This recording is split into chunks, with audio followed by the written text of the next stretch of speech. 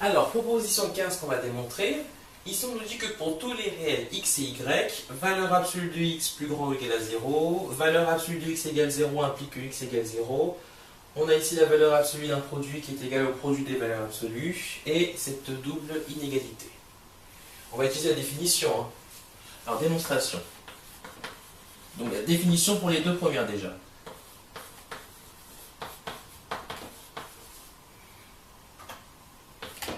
Alors, il n'y a pas vraiment besoin d'écrire ici, je vais le faire à l'oral, pour celle-là et pour celle-là. Nous savons ici que valeur absolue de x, c'est le maximum de l'ensemble x moins x. Nous, on utilise cette définition.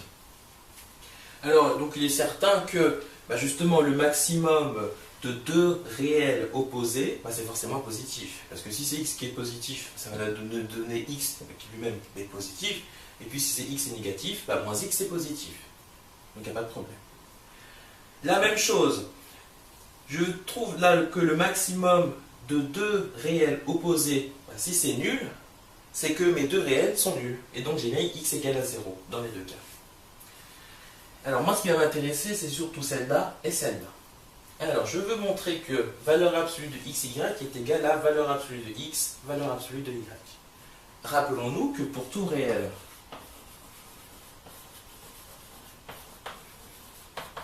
x, nous avons racine carrée de x au carré qui est égale à la valeur absolue de x. Et qu'est-ce qui en découlait? Eh bien que x au carré égale valeur absolue de x au carré. Et bien justement, je vais comparer les carrés.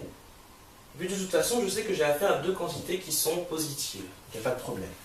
Donc ici, on va calculer valeur absolue de x, valeur absolue de y, le tout au carré. Donc ça va nous donner propriété des puissances, valeur absolue de x au carré, valeur absolue de y au carré. Qu'est-ce que je vais faire? C'est la même chose que x carré pour celui-là, et là c'est la même chose que y carré. Maintenant, c'est la même chose que d'écrire xy, le tout au carré. Et ça c'est quoi? C'est exactement valeur absolue de xy, le tout au carré. Les carrés sont égaux, on a affaire à des nombres qui sont positifs, donc ça veut dire que valeur absolue de x, valeur absolue de y est bien égale à valeur absolue de xy. Je vais quand même le mettre, c'est important, car donc ça c'est positif, et valeur absolue de xy est positif, via ça évidemment. Ok. Et maintenant, cette dernière double inégalité, pour cette double inégalité, bien là aussi je vais me servir des carrés. Je vais calculer le carré de cette quantité et cette quantité. Et vous allez voir qu'on va directement conclure. Donc ici, valeur absolue de x moins valeur absolue de y. Donc ici au carré, ça va me donner identité remarquable. Bon, on est bien d'accord que valeur absolue de x au carré, c'est x au carré en fait. Voilà, je mets directement ça, plus y au carré, je vais faire dans ce sens-là, moins 2 fois valeur absolue de x fois valeur absolue de y. Mais on sait que ça me fait valeur absolue de xy. Voilà. Ça maintenant, je le mets au carré. Donc, valeur absolue de x plus y, le tout au carré, ça me donne x au carré plus y au carré plus 2xy. Pas de problème. Et enfin, valeur absolue de x plus valeur absolue de y, le tout au carré, égale. Donc ça au carré, plus ça au carré, plus 2 fois valeur absolue de xy, en appliquant à nouveau cette propriété. Et bien ça y est, puisqu'on va se servir d'une propriété que j'avais parlé au début du cours sur les valeurs absolues, de plus, pour tout réel x, on a, rappelons-nous cette double inégalité, x est compris entre moins valeur absolue de x et valeur absolue de x. Donc, en prenant,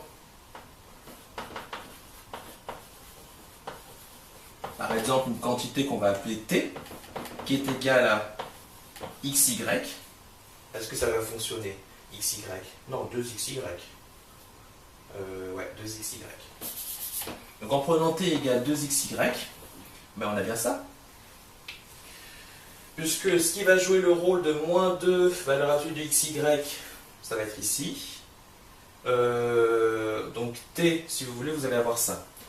T qui va être compris entre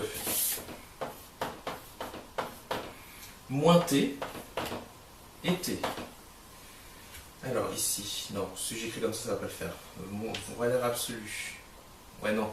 C'est xy qu'il faut prendre. Si je prends xy, ça va le faire. Si, xy. Comment c'est bon xy? Non, 2xy. Parce qu'on a ça qui est compris entre ça et ça. Parce que ça, c'est les mêmes quantités, donc on n'en a pas besoin. Donc on a 2xy qui est plus grand ou égal à... Oui, d'accord. Donc il faut bien prendre t égale xy. Ouais.